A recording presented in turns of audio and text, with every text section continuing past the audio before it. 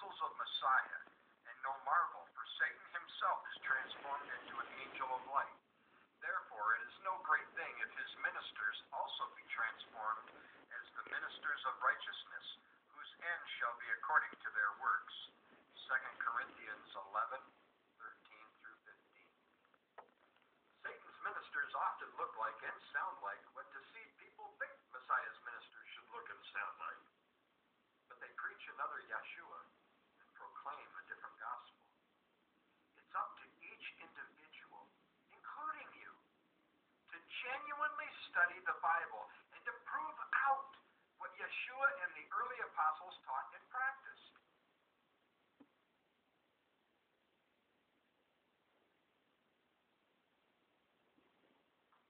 The Bible specifically describes not one, but two Babylons. Not long after the Great Flood, one Babylon was founded, the ancient city-state established by a man named Nimrod, Genesis 10:8 through 10. The second Babylon is a modern church-state system described in Revelation 17 and 18. Its leaders will literally fight Messiah at his second coming. Think about that. Hundreds of millions of people in this end-time Babylon are so deceived that they'll have the audacity to literally do battle with the returning Son of the Almighty Yahweh and the armies of heaven. Talk about being blinded to the truth. To understand how this system called Babylon began, let's go back to the earliest days of man's history. In Genesis 10, only a few centuries after the flood, mankind began to multiply again. Wild animals also multiplied, and people needed protection. At this point, a son of Cush was born. The Bible tells us, and Cush begot Nimrod. He began to be a mighty one in the earth. He was a mighty hunter before Yahweh, wherefore it is said, even as Nimrod, the mighty hunter before Yahweh. And the beginning of his kingdom was Babel, Erech, Akkad, and Calneh, in the land of Shinar. Genesis 10:8 through 10. So this mighty hunter, said to have been a powerfully built man, began to gather people together into cities for protection, and also to put them under his personal control. The beginning of Nimrod's kingdom was Babylon. From there, he went on to establish other cities and to gather men together in a relationship that made them feel independent from Yahweh, not needing Yahweh's protection. Finally, mankind, having one language and one speech, began to build a massive skyscraper or tower that's been called the Tower of Babel. Yahweh knew that under this Babylonian system, mankind was quickly drawing away from him and would soon invent weapons and means to destroy himself. And Yahweh said, behold, the people is one, and they have all one language, and this they begin to do. And now nothing will be restrained from them, which they have imagined to do. Genesis 11:6. The creative power of the human mind was such that Yahweh knew mankind might invent terrible weapons capable of destroying the earth, and that his plan to give man 6,000 years to write the lessons of human suffering could be cut short before he intended. So Yahweh came down to confuse their language and to scatter them over the face of the earth. But history and consistent pervasive stories and ancient legends from nearly all nations indicate that the philosophies and religions started by Nimrod and his wicked wife Semiramis have continued down to this very day.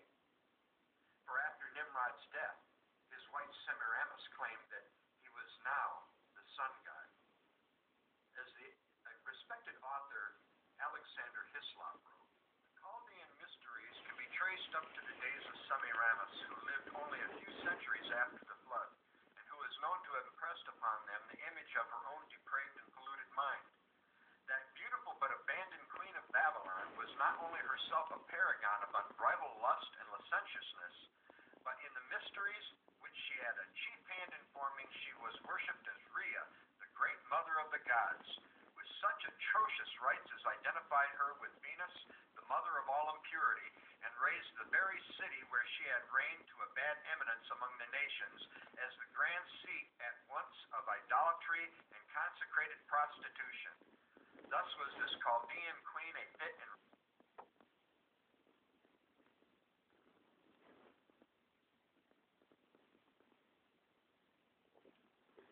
Thus was this Chaldean queen a fit and remarkable prototype of the woman in Apocalypse with the golden cup in her hand, full of fornications, and the name on her forehead. And mystery. Mystery Babylon, the great, the mother of harlots and abominations of the earth. Regarding what I'm watching, the counterfeit Christianity of Satan the adversary, with 1,154 views. This we won't get in church, so I'm bearing along with Brother Pastor Daniel, always in hopes of arriving at some sort of consensus on the truth with another brother once upon a time in Christ, before this counterfeit became so obvious. Nevertheless, let me read part of this. Published on June 10, 2014, Satan the adversary has devised a counterfeit religion, Christianity, and has, through corrupted men and over time, corrupted and organized the Christian church long ago. Part of this will be expository organization, like Genesis chapter 10 and 11, by man, demonically controlled by Satan the devil. For if we read in the New Testament, expository, that Yeshua Messiah, whom they nickname Jesus Christ, is the true head of any so-called church, which is actually an assembly. It's not a church because there weren't buildings back then, except what there was pagan temples. And as studies show, what happened was they commandeered, as this religion apostatized, they just took over the pagan assemblies or the pagan temples and the congregations and just converted them. They adopted paganism. They doomed themselves and mankind, because Yahweh is not pleased by pagan doctrine that asserts its authority over him. Let me see if I can get this back. I thought it was this one. Let me see. The following is a presentation of Tomorrow's World. I don't know. In our Western world, go to church at least part of the time. They sing, they clap, they try to bond with their fellow churchgoers, and they try to feel good about themselves. But this will not continue for too many more years, for most of these people are totally deceived. Nearly all their own Protestant pollsters acknowledge that very few of these churchgoers really understand and study the Bible. Most are not convinced that the Bible is totally inspired and is God's instruction book.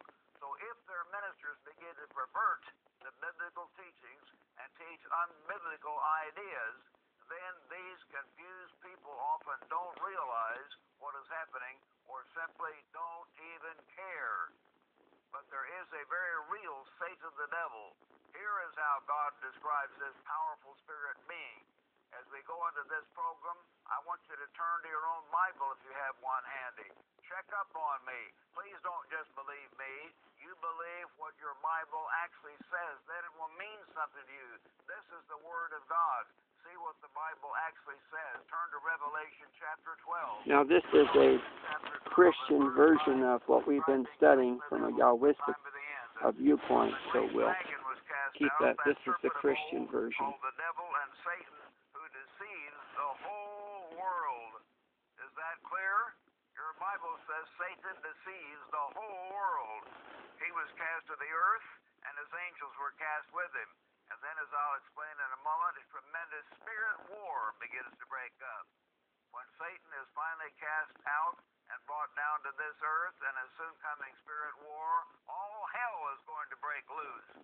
Far more violent murders, rapes, perverted tortures are beginning to take place. These things will happen. These weird crimes will be attributed to mentally ill people. Mm-hmm. Yet the fact is that Satan's demons will be heavily involved.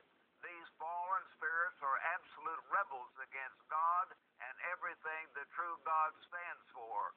Along with Satan, these demons always try to hurt, to discourage, and to destroy God's highest creation, the human race. So the civil authorities will not understand what they're actually dealing with. Once Satan is cast down, strange violence, instances of torture, perverted rapes, all kinds of weird things, terrible things are going to break out. Then a very powerful force will arise in Central Europe, which will change your entire life and everything around you. You need to understand, my friends. You need to act. Stay tuned.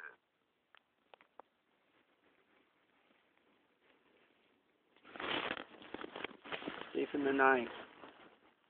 It was made sometime in the 1970s. If we can get it, we may not be able to.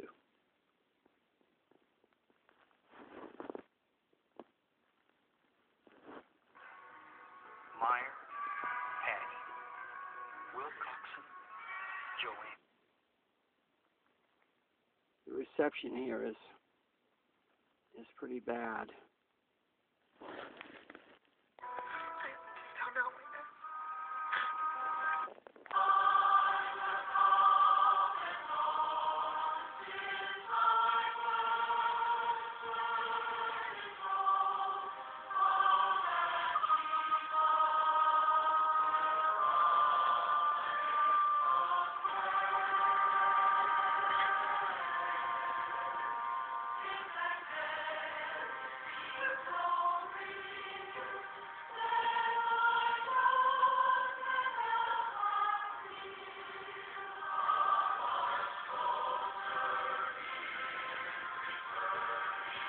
There's the UN soldier,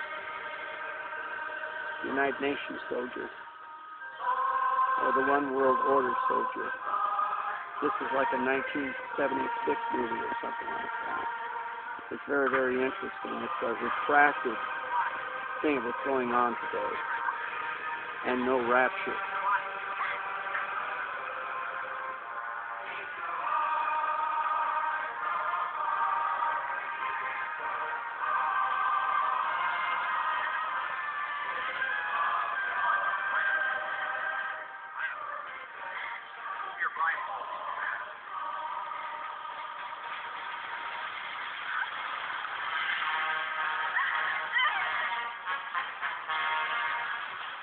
I understand you're having a hard time making a decision. How would you know that? No, the medic at the hospital seemed to know an awful lot about us also. Some of your friends are kind of concerned about your future. I think maybe you ought to hear what they have to say.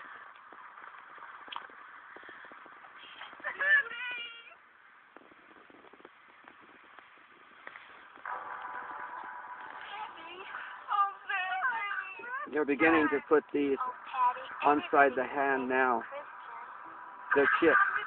Jonathan's one of us, but he had nothing to do with the trap that Sandy set for you. Sandy, why did you stay with us all day? I was trying to keep those fanatics from encouraging you into making a foolish decision. Yes, actually it's simple. You can lose your head, or you can go free. To work, to buy, to eat, to live a normal life, just like before. When do we want you with us?